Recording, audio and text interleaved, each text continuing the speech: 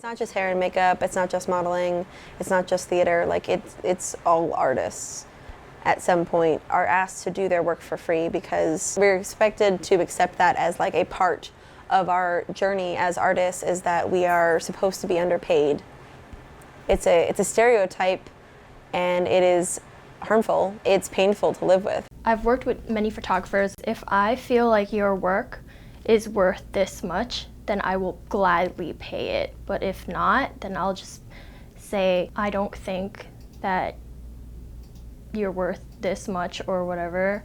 Try to negotiate, and if not, then just work with somebody else. All the girls that we were walking in the show, a lot of them don't get paid for what they do. They're either just starting or they're not part of an agency. A lot of people, like, they're looking for jobs, right? But they're not looking for the right jobs that are even like asking to get paid. They mainly just like, oh, they want to get noticed.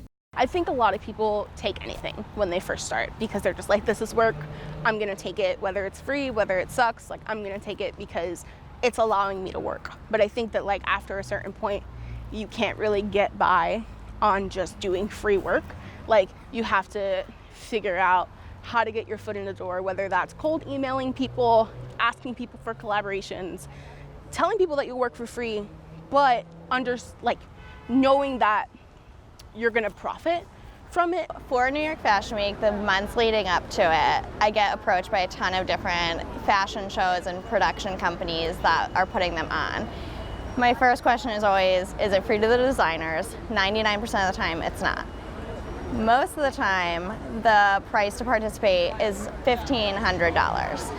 And that's ridiculous for an emerging designer that doesn't have the money and should be spending that money on making new garments for the show. You being an artist does not make you any less deserving of the kind of money that you should be making in order to support yourself and live. Like, that doesn't make you any less deserving. Just because I don't work in a cubicle doesn't mean I don't deserve to make minimum wage. I deserve to be paid. I deserve to be paid, and every artist I know deserves to be paid, period.